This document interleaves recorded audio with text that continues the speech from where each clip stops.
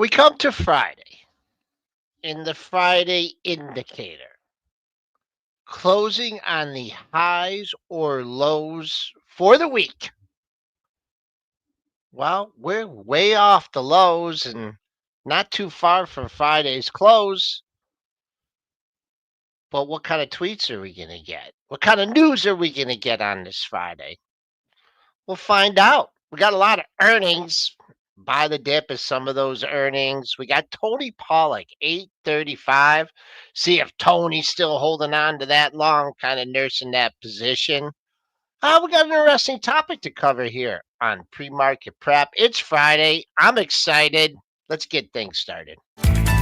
The volatility right now is really incredible. Wow, look at that consolidation on the upper right chart. You know what we've seen this earnings season? Some of these expected moves get even more violent. This is why I have switched my strategy 10 years ago. And if you're chasing, you're in trouble. Okay, morning traders. You see it. We're up 14 and a quarter at just under 5,700. 5709. That was last Friday's close. We spent some time above it, but let's close above it. The buck a little bit weaker, but still over par, down 25 cents, 10023. TLT just hanging out, down 23 cents, 86.69. USO trying to, end the week on a strong note, up 36 cents, 65.96. GLD up 264, 307.27. Silver being left out in the cold, back under 30, up 11 cents, 29.57. And Bitcoin, over 100K and more. We're up nearly $1,700 on the futures, 103,475. Good morning, Dennis, and a little tweetage going on already. He doesn't stop. He will talk and tweet. And they're not called tweet. Brent has told me they are called truths. He doesn't tweet truths. So another truth here this morning. I can probably just read it to you. But let's go in, because I have Truth Social now. I have it because you have to have it, because you don't know what he's going to say next. So lots of, well, this app doesn't update very well. We're trying to get it. It says 2 minutes ago, but that's a tweet from yesterday. Come on, Truth Seems Social. like it's very well organized. Yeah, I had to refresh it 5 times, and then it's updated. It works really well. Donald Trump, 37 minutes ago. Here is your truth. He truths. 80% tariff on China seems right, up to Scott B. He also truthed the problem with even a tiny tax increase for the rich, which I and all others would graciously accept in order to help the lower and middle income workers, is that the radical left Democrat lunatics would go around screaming, "Read my lips," the fabled quote by George Bush the elder that is said to have cost him the election. No, Ross Perot cost him the election. In any event, Republicans should probably not do it, but I'm okay if they do. Okay, that's probably not as market moving as the first one. So the first one, 80% tariffs sound right. So right now we know it's like 150%. Right, so that's bullish. So this silver lining market will say, well, that's way the hell better than 150%. But we know an 80% tariff on Chinese goods would definitely impact, first of all, inflation, because a lot of goods come from China. And then, if you're going to put an 80% tariff on there, it's going to stick. Prices are going to go up at Walmart. Prices are going to go up at Target. Prices are going to go up. They're not going to just Apple. Eat it. They're not just going to eat it. Apple, everything. So, but silver lining market says buy, because that's way better than 150%, which poses an interesting question that Brent proposed to me this morning. And I want you to ask me it again, because I'm going to give you 5 minutes of market structure. Don't glaze your eyes over. You can actually learn something here. Before we do that, it's up to Bessent now. It's up to Bessent. Sure. Whatever what he does. I'm sure Bessent's controlling everything. See what he does there, though, Dennis? It's the, kicks it this one way and then kicks it this other way. And he'll say it's up to Bessent because if the economy imploded because of 80% tariffs, then it would be Bessent's fault and not Trump's fault. If the economy flies off 80% tariffs for China, then it's going to be all Trump's idea. Dennis, listening and watching Maybe that's you last controversial. night react to these poor earnings and seeing the reaction in the market was insightful and awesome and hilarious at the same time. And it led Yeah. me to something that I was questioning last night. You know, Dennis, you've been really, really just pounding the table on this market doesn't price things in. And No. it led me to a thought last night, like how much how much has the type of investor in the market changed over the last 5 years? And does that have anything to do with why we aren't seeming to price a lot of things in? I asked you, is the type of investor in the market less informed than 10 years ago when maybe it was much heavily more institutional investors that were having to price things in? So it's such an interesting question. I would say, you know, when I started in 1997 trading stocks, the participants and the percentages of participants have changed dramatically over that 20, has it been 27 years? 28 Don't think about years it. this year? Don't think about it, Dennis. Holy, 28 years. So the participants have changed dramatically. So I would argue, and you know, you could argue, are the markets more efficient or less efficient? In certain cases, they're much more efficient. Like in the case of arbitrage, the algos got that whipped. You know, they come in, you know, stocks taken over for $30. They buy 21, 22, 23, 24, 25, 26, 27, 28, 29. Sometimes they overshoot, but more often than not, it kind of stalls out like 29, 50 time value of money. They got that whipped. That's very efficient. But the one issue I have, you know, with how the market's priced now in the short term, in the long term, you've got to believe that the markets are efficient and a stock will go where it wants to go in the longer term. You know, if the stock company does poorly, doesn't execute, stock could go bankrupt. If a company kills it, you know, just rocking on all cylinders, stock can fly. So in the long run, fundamentals matter and price goes to kind of where it wants to go. In the very short run, it's actually probably more inefficient than it used to be. Why is that? And I'm talking the short run being like minutes, maybe hours. I don't know about days, but maybe minutes to hours. And why is that? Because you have maybe a dozen participants, maybe a little bit better than that, completely controlling price in the short run. Who are those participants? It's not retail. It's not institutions. It's high frequency traders, algorithmic traders, completely controlling price in the short run. In the millisecond time frame, absolutely. In the minutes, probably the same. That's why we see these whipsaw actions. We see these overshoots. We see these crazy moves where we run up 75 handles and then we sell it back off 25. Think about a Fed announcement where we're all over the place like that.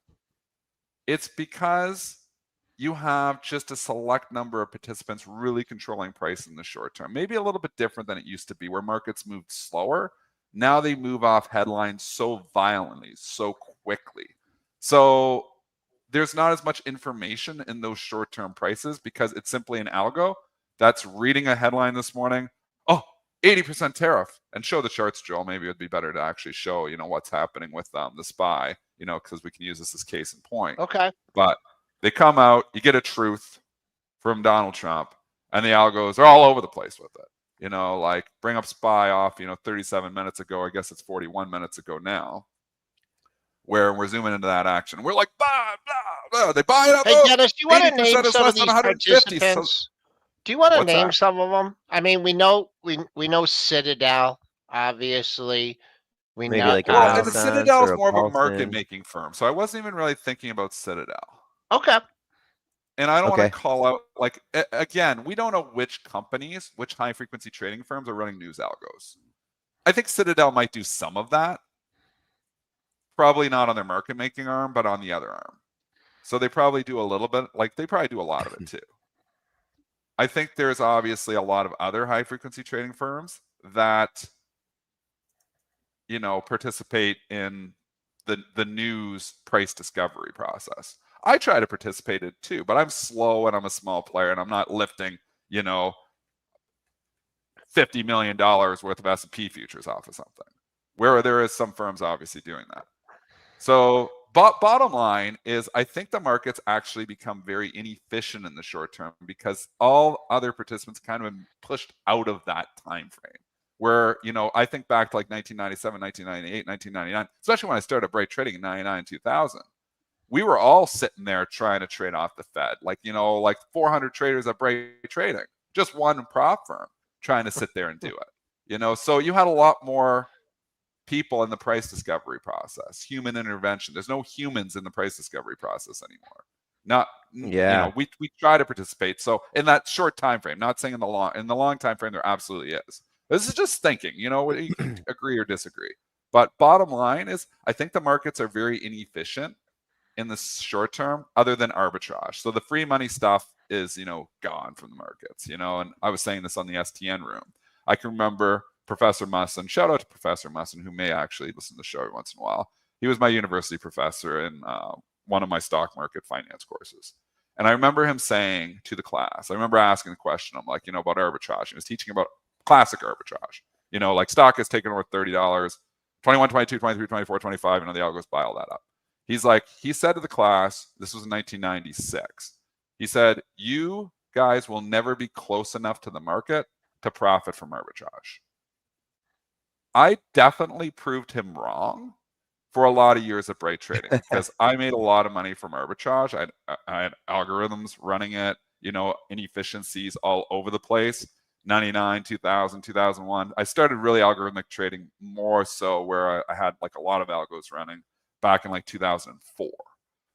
I ran that successfully probably till about 2009, and then I got pushed out of the space because it just got so competitive. Too quick. They're too quick. Co-location, the whole shebang, which you've obviously, if you watched, anything on, the stock market, market structure stuff, you got the algorithms co-locating to try to knock off the milliseconds to get to that free money. So Musson was wrong in the short term, but right in the long term, because right now humans cannot profit from arbitrage, not classic arbitrage. That's why we've moved more to statistical arbitrage, where you have like a quantitative, where 1 + 1 isn't necessarily 2. The algos take all the 1 + 1 = 2. We know a stock taken over for $30, they'll buy 21, 22, 23, 24, 25, 26, 27, 28, 29 instantaneously on the headline, and the price is instantaneously where it needs to be. That mechanism wasn't there in 2000 or 1999. It was a lot done by humans. Now it's, much different. But, obviously we talk statistical arbitrage. I talk this in the STN room all the time. Relationship-based trading, where this moves because of this, So there is inefficiencies there to still profit, but it's more like the free money's all gone. So bottom line, to answer your question, I know it was a long-winded answer, and we're going to get to some stocks, I promise. But bottom line is that in the short run, the market is actually probably more inefficient than it used to be because price moves so quickly that it has these violent overshoots. It's going off the first headline, and we maybe could grab a firm, case in point, AFR. There we go. Yep, that's your first earnings report, and it's a great example. Comes out, beat. 1 cent versus supposed to lose 3 cents, 783 million versus 783 million. So it's a beat kind of. Stock rallies $4 instantaneously. Guidance comes out in the next line, and it's not that great, but it's not that bad. And then she tanks, and she tanks like $12 from where it was trading, $11, goes all the way down to the 47 handle. And then it finds buyers and it's come back up to 51. So you have these violent oscillations in here because it's algorithms pricing off of things. Overshoots both directions. Overshot all the way up to 58, overshoot all the way down to 47. Finds its happy home when all the participants are voicing their opinions around 51 this morning. You've had lots of hours. There's human voices in here now. So now you would argue probably a firm is priced kind of where it wants to be. So definitely in the short term, overshot to the upside. In the short term, overshot to the downside because these headlines drive it like that. But that's still not where price wants to be. It's not fully digested because you've had no human input yet. Now you get the human input and it finds the happy medium. So the humans actually probably, in the case of like not 1 + 1 = 2, but this could be, anything, probably are more efficient at pricing the stock. And that's why it finds its way. So yeah, and just, so that's my little rant. I think in the very short term, minutes, stock's very inefficient. Probably hours, probably a lot more efficient because humans have time. But there to voice are their things opinion. that And help. all participants are Yeah. voicing their opinion now. Yeah, the pop, that initial pop, we weren't exactly sure whether earnings were out. They were. Brett, I think, had to dig to the investor relations page to get it. So you got the pop. You would have had to be quick to sell into it, but we were covering it in real time. And what makes some of the retail traders more efficient, and traders like Dennis, is using using options. And the expected move in this thing, I don't know, we're in close. We figured it out. It was like 47.34, and it went to 47.30. And then it got the quick bounce. And then I remember you saying the book is starting to thicken up. So that's when the optionality came into play. That was the expected move. Whew, got away on the upside. It's settled in now, down 370. I mean, they bought the living crap out of Shopify yesterday. I think you just have to use 53.30, the bottom of yesterday's range. That's still $4 away, or $3 away, but who knows? You use that as minor resistance, and then let's see what happens. In the 50, if the Bulls really want to defend this early, there's a pair of lows at 50 from the last two sessions. But it wasn't a great report. But it's just a fact that the thirst for the market, the thirst for the retail trader, the expected move got to bounce. So we'll see what and happens. the buy the dip mentality, which we've been talking about relentlessly on this show and the STN room. And last night I said, multiple times in the STN room, I'm like, tech dips are going to get bought because there's money managers that are very underinvested, and they will be using every tech stock sell-off. They're not looking at the smaller companies, but those mid-cap sexy names that they need to get some cash to work are probably going to get bought on dips. And the reason for that is just that a lot of money managers have missed it. We've had a huge rally, and even myself, I have a long-term account. It's got a lot of cash. So you're looking at, these opportunities to buy these dips. I mean, we can look and just see, IBM earnings were crappy. Dip got bought back and it got all the losses back in 8 trading days. We had XYZ guide down, starting to get bought the dip. That was one I didn't think they would buy, but they've been buying all these dips. Shopify might be the best example, which we said yesterday, both me and Christian Fromhertz, when it was 86 yesterday, said, I think the dip gets bought. I said to Christian, would you buy this? He's like, yeah. Because you know why? There's a lot of money managers that are underinvested. The quarter really wasn't that bad. And it probably bounces. Well, it bounced that day and it gets it all back up $8 from where it was. So, I mean, money managers is looking. Now, again, not all dips are created equal because, healthcare has had a relentless dip. Nobody's coming there. But nobody wants to be. Like, imagine you're trying to answer to your clients and you're saying, I have all this cash, but, I'm buying healthcare stocks. And be like, what are you talking about? Those are the worst stocks to be in. So they're not coming in and buying the dips in like healthcare names like UNH, relentlessly sold. Because who the hell, what investor is talking about, oh yeah, go invest me in some of that United Health? No, they're talking Shopify. It's a sexy story. So the sexy story stocks are getting bought on dips. Not all of them. UNH dip has not been bought whatsoever. So not all dips are created equal. But think about what the retail darlings, the sexy story stocks. Those are the ones that are getting bought on dips because those are the ones that money managers are scooping up because they don't want to lose their job. I mean, and I said this in the STN room last night too, so I know I'm repeating myself a little bit here on the show, but I think it's an important point to make to everyone, is that when the markets are going, down and, the markets are down 20%, well, everybody's losing, and you actually probably don't have as much risk if you're like a money manager of losing your job when the markets are going down as they are if you're underinvested and they're going up. Because if everybody's making money except you, you're in trouble. Your clients are going to be royally pissed. Your clients are maybe going to be unaccepting of that. Like, just think about, stocks up 30, 40% and you didn't make any money. It looks like you're a really bad manager. Stocks down 20% and you're down 30%. Well, it's the market. So you have an excuse. So there is a legitimate fear for people's jobs when the market is going up and you're not making any money from it or losing Dennis, money. do you want to take a little break right now? Because Kathy's on CNBC, and I thought you would want to get.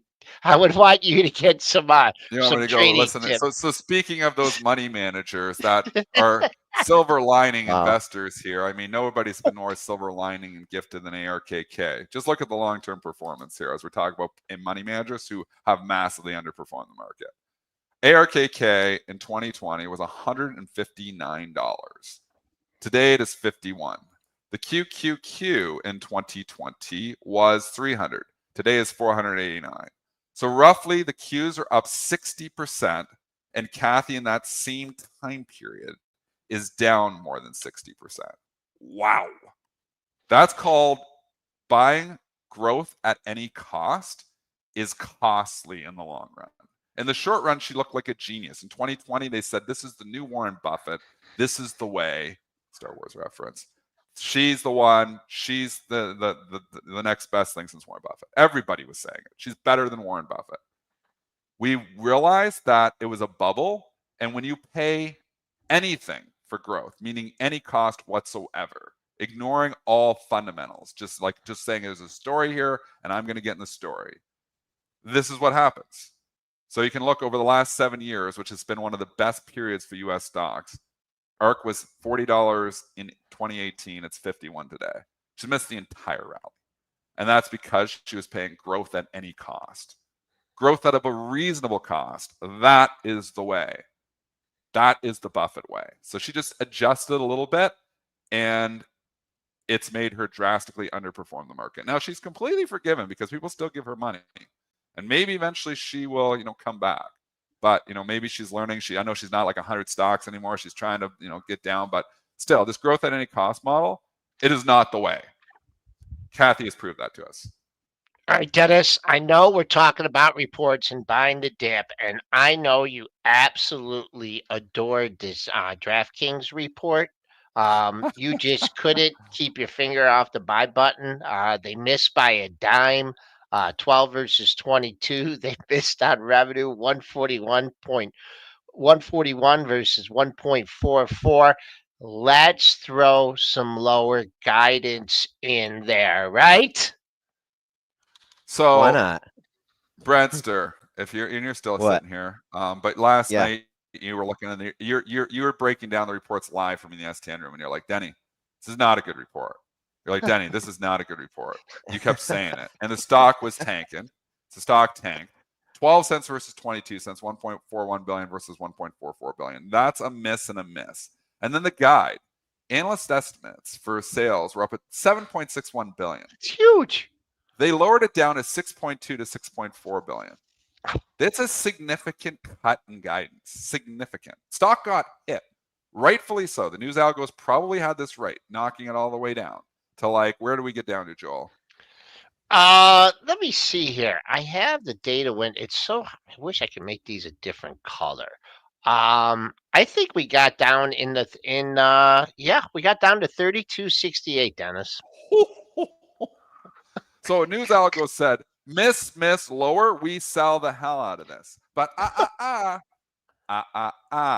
what have we been talking about? News algo is black and white. It doesn't incorporate sentiment. It doesn't incorporate the fact that money managers are massively underinvested right now and looking for sexy, cool names to buy on dips. Doesn't incorporate any of that. So the buy the dip mentality of this silver lining market emerges again, and they start buying DKNG back, and they buy it back and buy it back and buy it back until it's finally green. And then it's up over 37. And here's the stock trading up 6% on a pretty crappy report. That's inefficiency for you, folks. Yeah, and I liked what I know you had a small piece from 30 or so, or a position that you sold because you just didn't want to take it through the report, and you were talking about the dip. But you did when it popped up over 37. I do remember a quote like, "Wow, I feel like shorting this, but I don't want to get run over." And it peaked there, but Dennis, this is a pesky area, 36 here. Yesterday's high is right at 36.11. You kissed 36 here. You went a little bit over 36. So I think the bull, if the Bulls Double. can keep a 36 bid in here, maybe I got, it doesn't look, it looks wide open between 36 and 38, but I wouldn't want to buy this thing at the open at 36.20 and then see it locked down at 36 with size. So, It's hard to like chase stocks that yeah. are miss lower. I said it on XYZ. I was buying those dips. They are right now buying all Oh, dips on anything to do with tech or story, not healthcare, not drugs, not hated sectors, but on anything to do with tech or sexy story, they are pretty much buying them all. Cloudflare last night, same thing, which we predicted on in the STN room, saying they're probably going to be buying the dips on all of these names. NET dip gets bought as well. Initial report here. Brentster, you're still there. Do you have that report?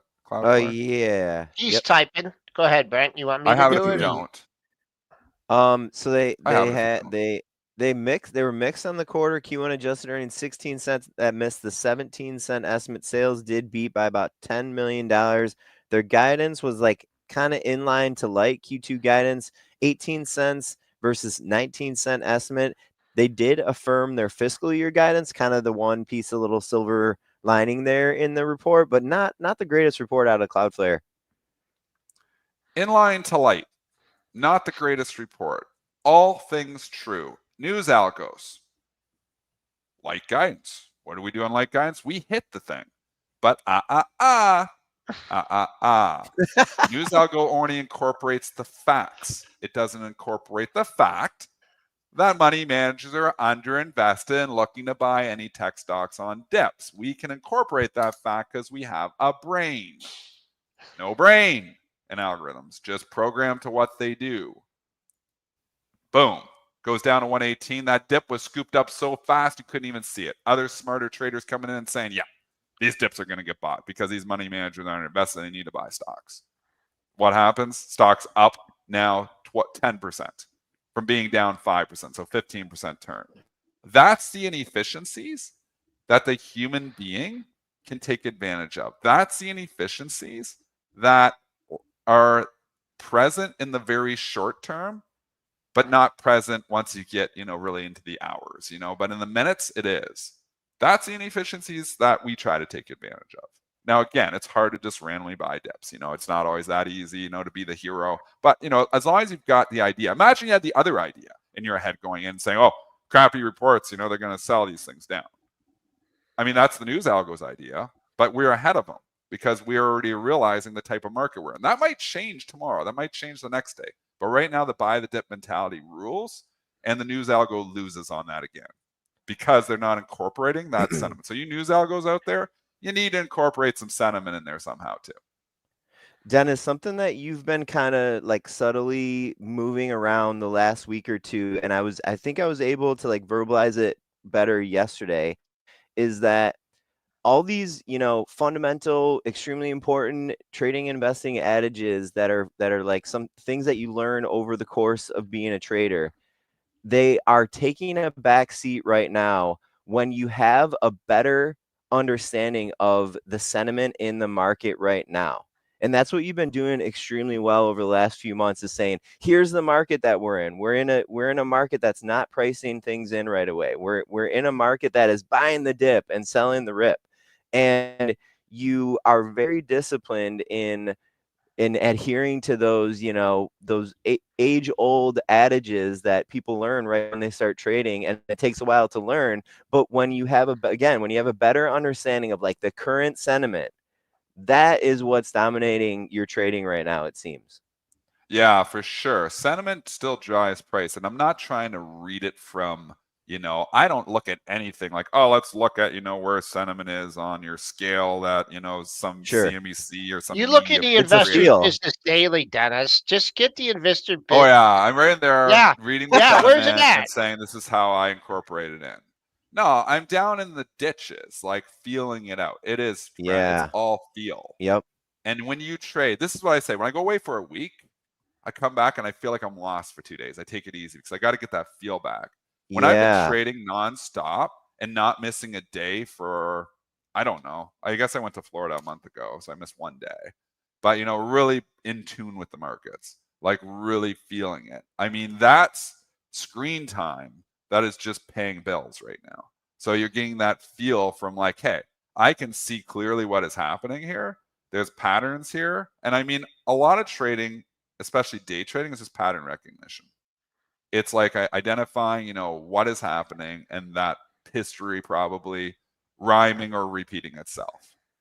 Okay, let's. So, I mean, that's where we're at. We have Tony Pawlak, real life trading, coming on in a few minutes here. Yeah. The net, boy, oh boy, it's up here. It's lofty. I would be using the pre-market high of 39.11. Is see if you can get through that. $3 away. 39.11 is a pre-market high. The expected Yeah. move was like $14 and change. So that's up 15. Just picture your Okay. CC ligator bands. I mean, a firm held right in there and bounced almost at the expected move to the penny. We kept saying in the STN room, we're approaching the expected move here. We're probably going to find support in the 47s because that's where the expected move was as it was coming in. And that's right where she bounces. So again, And I will give look you up. guys a tip that are in the STN room because there's a lot of things that are going on. When Dennis says the book is filling up, like after a stock drops, like, whatever, appreciable amount, that means that he can physically see buyers coming into the market with sizable, who Yeah. knows what sizable is in this market, but the book filled up right around the expected move. So that's a good term. I don't know. We don't get as much action on this show, but that's a really good term to use. TTD, the trade desk, on its way back. Let's take a look at the report. I don't think there was any dip in the trade desk, at least looking at my chart. They beat 33 versus 25. They beat on sales 616 versus 584. The Q2 revenue expected to be more than 682 versus 685. I don't know. That doesn't sound great, but this one, no dip. That is straight up. Never really had a chance to buy this one on a dip. And again, not all things create equal. So we're not just flat out selling the rip anymore. We're not in that environment where sell the rip is working. Maybe on the S&Ps a little bit, but we're trending higher. We're back into a bull market. You have everybody in the media that will say, you don't get back to a bull market, Dennis, until we recoup all those losses from the bear market. That's the stupidest thing ever, too. Just as stupid as like a bear market isn't until the market sell off 20% from the highs. That's the stupidest thing ever, too. Whoever created that is stupid. Because if you were like, oh, it's a bear market, I better sell now. You sold the bottoms in April. You sold the bottoms. We could clearly see we were in a bear market and obviously, and we're talking the S&Ps in February and March, price is going down and all rips were being sold. The opposite is occurring in the last month. All dips are being bought. That is a sign of a bull market, not a bear market. Could it change? Yes. But you're in bear market, or you're in bear environments and bull environments. They are fluctuate a lot more than what the media wants to let you know. But as a trader, you can be in tune with it. February, March, bear market. April, been bull market, ever since we kicked the can down. As soon as they kick the can, 90 days down the road, we turned to bull market on that tweet, on that moment. Like the TSN turning point, if you guys are Canadian, they say in the hockey game, this was the TSN turning point. Good job, Leafs and Oilers. They're both up 2-0. But looking, the TSN turning point for this market was that moment that Trump said, we're moving the tariffs down 90 days, up 90 days. That was the moment that we turned to a bull market. We oscillated and we dipped after that, but the dips were all bought. That was the moment we turned. Now, it may turn again. Maybe he says something. Maybe China, does something. Maybe it escalates. Maybe there's something else. But as of this time right now, we're in a bull market and dips are being bought. This is an interesting area. I know you popped over $70 here in TTD, but I'm just looking. I'm going to ballpark all these highs at 78, and say, hey, the old 78, you can work your way to the pre-market high into the 70 handle. Next high 72.07, but big gain off the report. Let's see if it can hold 68. Well, So before you segue to Tony, I just want to finish with my thoughts here because on trade desk. So I'm like, I am not in the camp of selling rips. I am right now in the camp of buying dips. So I would not be shorting. If this was March, I would be shorting the hell out of a 14% pop in trade desk. This is not March anymore in April. This is like the beginning of April. This is like a different market here right now. And that's why you saw some earnings stocks that gapped up 10%, went up 20%, or they're like in the case of Sezzle, like, 40%. Like, I mean, there's big moves here. So I'm not in the business of selling rips here right now. I'm in the business of buying dips, and that's, the way I've been here for about 2 weeks here now. So, I mean, you got to continuously adjust. All right, Benster, roll that intro.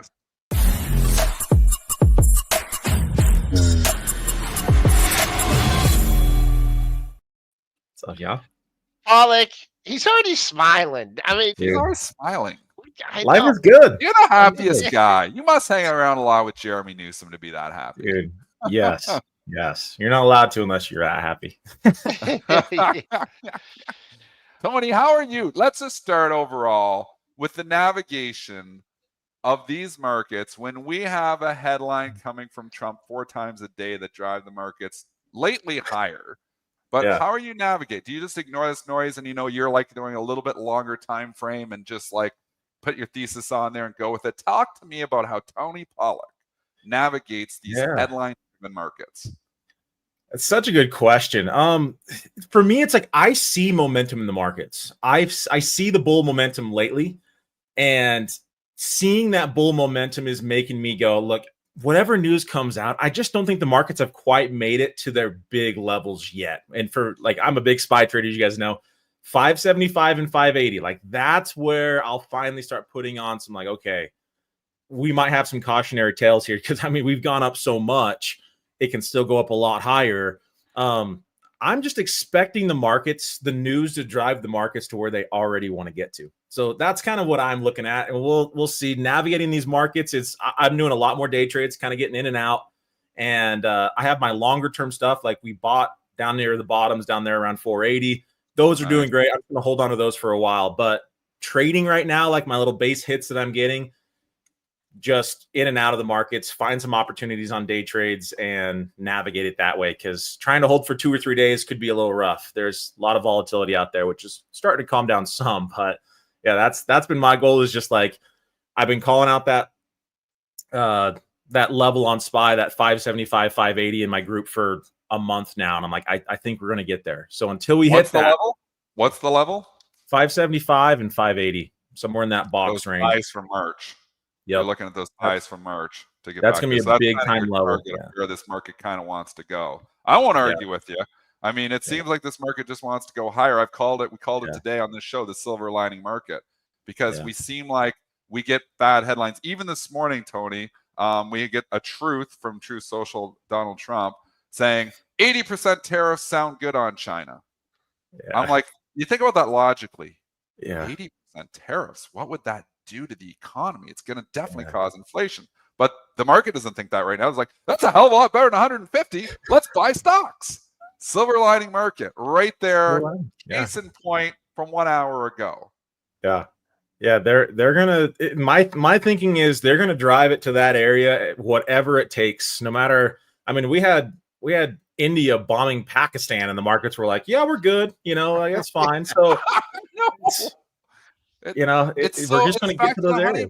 The silver lining market. Okay, let's say you get to the 575. You ring the register on stuff. Do you then play a waiting game, or do you say, no, this is resistance, I'm going to short up here? Would you actually, if you got up to your technical resistance levels because you think the markets want to go where it goes, do you sell and then reverse? What's your time frame? Talk to me about that. Yeah, that's a great question. For me, I'm going to just go to a smaller time frame on a 30-minute, 15-minute, and I'm going to start looking for signs of bear momentum. I want to see if the bulls start slowing down. I will go ahead and front run some of it, but I'm going to do it with put options. That way I can manage my risk. If I try to short it and we get a gap up 5% tomorrow because they come up with a deal on China, like I just don't want to put myself in that situation. So puts have a max loss. I can only lose what I spend. So I'll start tiptoeing in there. But if there's going to be a rug pull, I think it's going to happen around 575 to 580. I could be like, I don't know this for a fact, right? I just could see that happening because that's the spot where the bulls are really going to start drooling.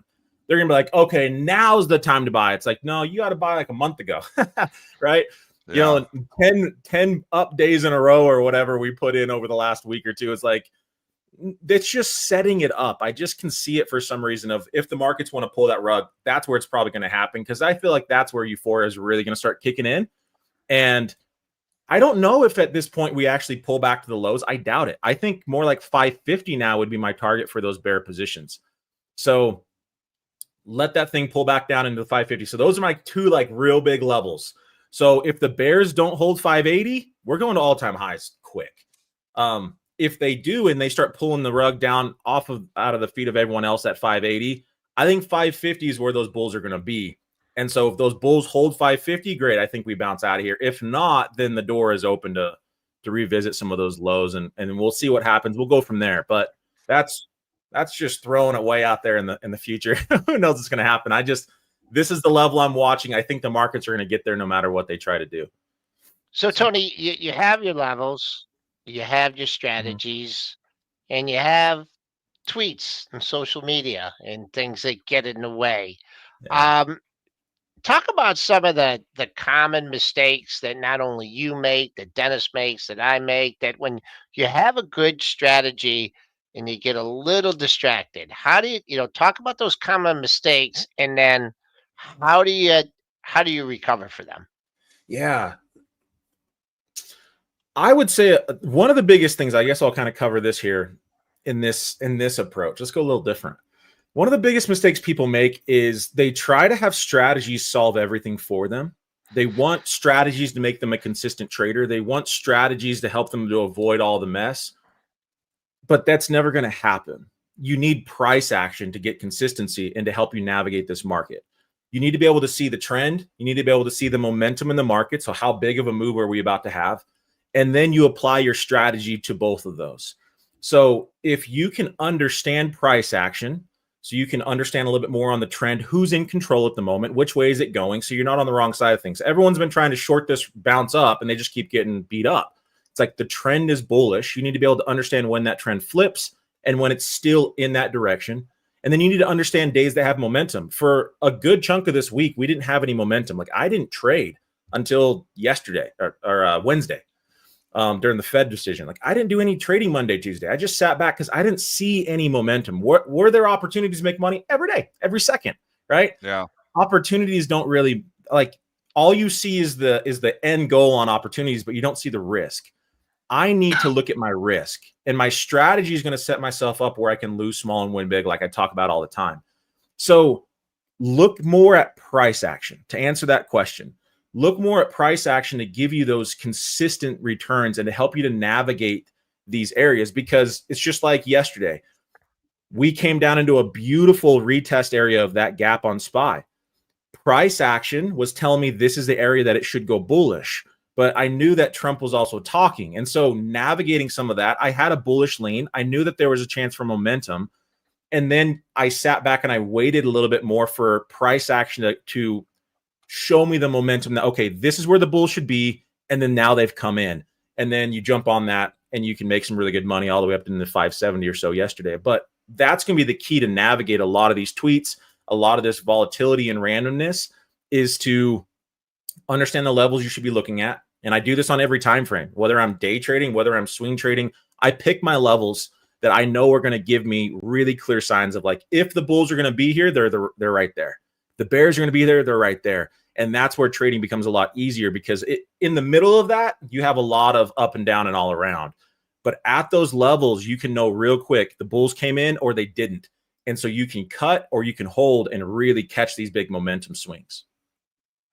Tony, can you talk? Like, I know you trade multiple time frames here. Where's your bread and butter with your trading? Like, is it like figuring out that swing trading time frame where I'm looking like this for the next week? Because, like, just I'm thinking about what you were just saying with the S&P, our target's 575. So that sounds like a longer term swing trade type trade. Yeah. Is that where your bread and butter really is? Like, talked about me. I asked this a little bit before, but we kind of missed it. I just want to go back and you're trading time frames. Like, where's your sweet spot? Yeah, my sweet spot, I have multiple. So it really depends on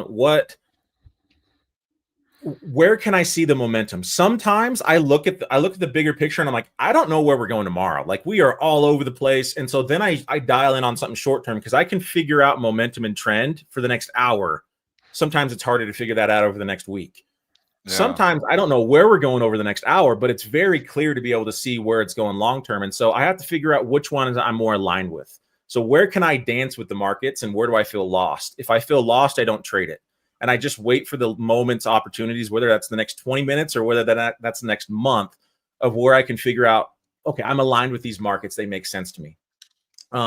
Then from there, it's day trades. The 15-minute time frame is just so great for trend. If you can see trend on a 15-minute, I can now have a good bias of which direction to go. So most people day trading, they go to the smaller. I kind of like the 15 to figure out where is it going, what is it doing. If you've got 5 bull candles in a row on a 15-minute, and then your bullish setup just happened on a 1-minute or 3-minute, it's most likely trapping and going back down. It needs a pullback. And so like that gives me a really good range of, are we extended? Are we into a good buying spot, etc. So the 15-minute is where I go to a lot for my sentiment reads on day trades. For swing trades, it kind of depends on how long I want to be in a trade for, but I would say like the 2-hour would be a really good benchmark again of it's a meet in the middle of it's long enough, but it's also giving me shorter term momentum swings and changes so I can jump on moves quicker. I love what you said earlier. It's like by the time the market drops 20%, like the move is over with, you are too late. And so I 100% agree with that. I believe you can see signs of shifting in momentum and trend very quickly. That'll still give you decent enough confirmation to be able to catch a big move, because I want to be exiting when everyone else is thinking about this. I want to be exiting right now. Everyone's starting to think bullish. It's like, that's the time I'm starting to take my profits that I bought a month ago. And you've always got to be ahead of the game, and you'll never do that until you can start focusing on price action and just understanding these concepts instead of being like, okay, here's the news is telling me to buy now. It's like, you're probably too late to the game. Or, if you're waiting on the 200 and the 50 EMA to cross, a lot of the times you could be late to the game on that too. Those are all lagging indicators. So volume and price action, they'll tell you what's about to happen. And that's what I lean the most on.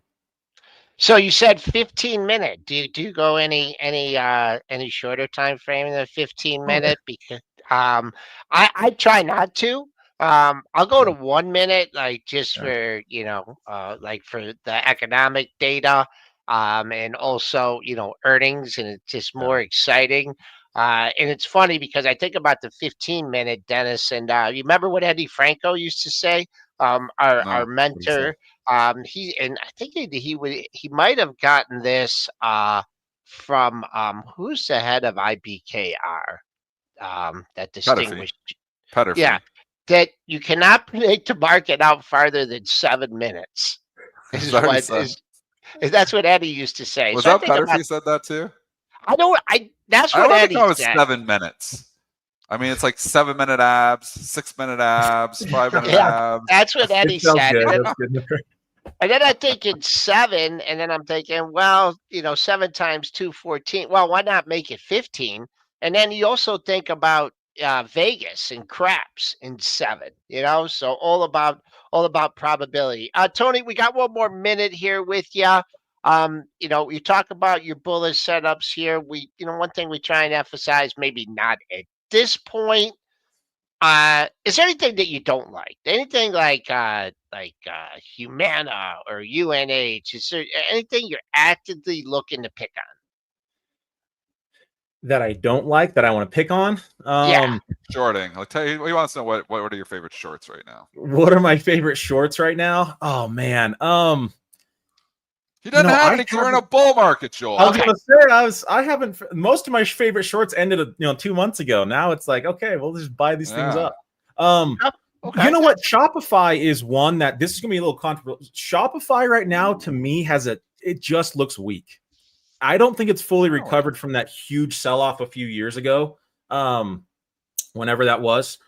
I feel like we're just in a big old bull flag pattern right now, and that could open the door to more selling. I don't know when.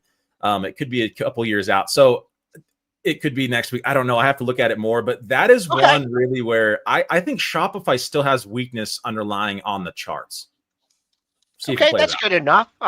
Tony Pawlak, Real Life Trading, talking about real life trading. Tony, we always enjoy it. We'll be dialing you up again in a couple of weeks, and always fun. Thanks for coming on. Thanks for having me, guys. See ya. Okay, Dennis, we got to pick it up here. 8:51. We got to want to cover a couple of earnings reports, which we can do. Let's jump first to like case in point again. Just looking HubSpot. I'm going to start with HubSpot here because they reported the earnings were not bad here. And again, same story. We talked about this last night, and I was talking about 610. I said I can see the book kind of filling up. I like this stock down around 610. Now it's going to be hard to buy because like things don't stay down there long. But I mean, look, 633 again. HubSpot fits the bill of techie name that probably money managers would buy on the dip. Fits the bill that the earnings weren't a complete disaster. They've been buying disaster dips. Well, this HubSpot earnings wasn't even that bad. When we were looking at the report last night, me and the Brentster, we're like $1.78, $1.76, 714, 700. I'm like, that's a beat and a beat. And the guidance is actually a slight raise. I'm like, this is pretty good. I'm like, this is the kind of dip they will buy. They've already started. Does it continue? Maybe. I mean, unless there's a Trump harpoon here coming, I could see this stock getting a lot of its losses back. So it was down $50 last night. Now it's only down 30. Can you pick it up at 625 and maybe make some money with it? I tend to think so. We're not going to be right 100% of the time, but this 610 last night looked pretty good. Now it's 633. It's chasing it a bit here this time, but dips are getting bought on tech stocks. I don't have a feel for this one. And I think what they guys consistently $600-700 stocks. I mean, that trade less than 1 million shares. You can pick your poison on that one. Let's do a couple good reports. Pins, Pins, trading up $3.18. That's 11%. Pins here doing a lot better than Snap.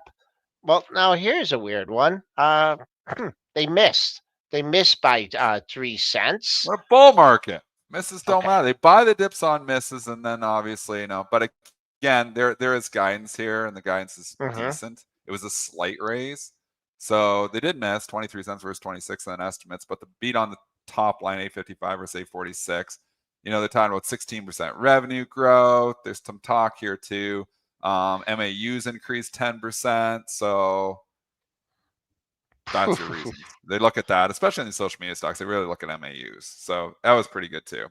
But here we are. We're seeing dips get bought, but we're not seeing rips get sold. So keep that in mind. I mean, I'm not looking to actively sell a stock that's trading up 11% because it might just go up 15 or 20. It could be that stock. I'm not saying this is going to do that. I'm not chasing it either. I don't chase. But I'm not sitting here saying I'm just randomly shorting rips because that trade's not working right now. Boy, you're trading up here.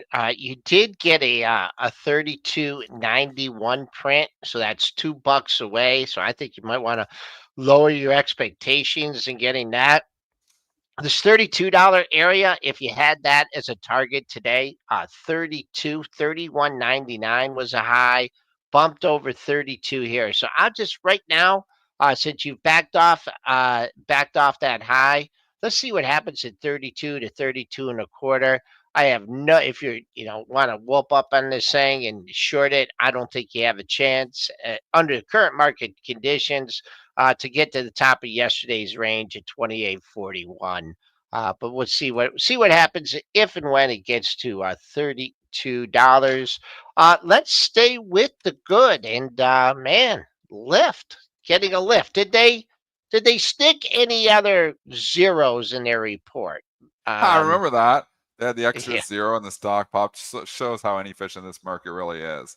It was like a report like a year ago, and it came out and they put an extra 0 on the sales or something. And every human being would say, oh, this is obviously a typo. But the algos can't read that. And they bought it up like 40%. And then it came all the way back down. That was funny. And then it started actually going up again on it. But I mean, yeah, no, they did the report right this time. It's a slight beat. 1 cent versus supposed to lose 1 cent, 1.45 billion versus 1.47 billion. Good. But $750 million buyback, they like too. So that helps it as well. And we're in a bull market. Like, good enough and a buyback? Sure, get me in there. That's the way the market's thinking right now. And if you were playing this one off the Uber report, yeah, I mean, Uber did not have a bad report. They just, the stock was at an all-time high and had, very high expectations. Sold it off. I just want to do a real quick check of Uber. Uber's trying to inch its way back. This is a big move for Lyft. Make sure you get back up to that pre-market high at 1469, 1470. Haven't been up to 15 in a while. So I'll use this area. Let's call it up to 1470. And if you get through there, maybe you get a look at 15. 1535 was your February 11th high. If you're buying this thing off the hop at whatever, 14 and a quarter, you want to see a bid at 14 and a quarter because it's a big move for Lyft. So we did. You know what other dip got bought from earnings? What? Just moving away from the earnings for a second because we're getting the smaller companies I don't really care about anyways. Palantir. 2 days, stayed down for a day, stayed down for the next day, and they can't help themselves. They come right back in. And we just knew this was probably going to be one they were going to buy. It's the darling of darlings everybody talks about in social media. And yes, it was, it was a good report, actually. Just the bar was too high. The bar too high, techie names are getting bought. And it may take 2 days or 3 days, but eventually they get bought. Palantir hit all the way down to $105, now 119. That's a quiet 13% rally here in 3 days. Palantir dip bought once again. Bull market. Okay. Let's do one more. Expedia. Remember what happened Dip to not getting bookings? bought here. I thought No. the dip would get bought here. I think it still might. Travel has not been the place to be, but we've seen a pretty good rally in those stocks lately, like Delta significantly off the lows, UAL, and they just got oversold. As much as they got overbought when UAL went to 110, it probably was oversold and went back to 50. They completely round tripped. Does Expedia dip get bought? It's not getting bought yet, and it's still leaking. So, and is it the sexy tech name? Probably not. Does the dip get bought eventually? I kind of think so. I don't know if it's going to be today. Maybe had a nice run up. Maybe wait for stabilization. Yeah, had a really, really nice run up. So, run up, needed to blow it away. I mean, I have to look at this BKNG, the price action. That was just one wild day in this one. So, boy, it's kind of consolidating up here. Be careful with that. So, no really daily level to lean on. I don't think you're going to get this. I mean, if you really want to go El Cheapo, 144.69 is your next daily low. Nice psychological level of 150 could come into play. I think you're getting a little bit of a buyer out here right now. You just got a green bar in the last 15-minute bar, but see if you can hold that pre-market low here in Expedia. All right, 8:59, Dennis. It's that time. I have to get one more thing in, which we haven't talked about. The big announcement is coming potentially this weekend, and we have pretty good insight that it's going to be on trying to get drug prices down. So if there is a big spectacle of trying to get drug prices down, pharma probably gets hit on that again because its market price is in nothing and doesn't, read, the headlines for some. They read the headlines, but it's not official. It's just a rumor from Politico. But, you're adding it all up, and it's probably is going to be the big announcement here. So pharma is weak here once again this morning. We're clearly seeing that there is people selling pharma ahead of this. They're nervous. I mean, for good reason. So pharma not really participating in this morning's rally with multiple pharma stocks trading in the red here. I'd actually be very cautious buying pharma here right now. until we get that announcement. Maybe we get that announcement. Maybe it's not as bad as we think, but we know he's talked about tariffs here. He's also talked about getting these drug prices down. I'm sure that is coming. It's a matter of when, not if. That's why I'd be very cautious with Pharma. Normally, I do my XBI trade over the weekend. I will not be doing that trade over the weekend here. I'll be very cautious with being on Pharma. Yeah, for sure. I saw a couple questions floating in the chat. We mentioned STN. That is some extended programming that Dennis and I and Brett have been working on diligently here for the past month. So Brent will post it. We do a lot of additional programming in the morning after this. We stay on to 10:30 in the morning. Today would be a good day to sign up because at 1:30, CC Legator comes on and talks options. And then a daily segment every day at 2:00, Christian's Corner. Christian and I come on and he gives us an update on his positions, what he's seen in the market technically and fundamentally. And then I think the best part of STN is the 3:30 to 5:00 show with Dennis and Brent. Fridays are a little bit slower, but covering the earnings reports and the breaking news. So good day to sign up. Take a listen on Monday. Market Structure Monday with Tim Quast. Everyone, have a great week.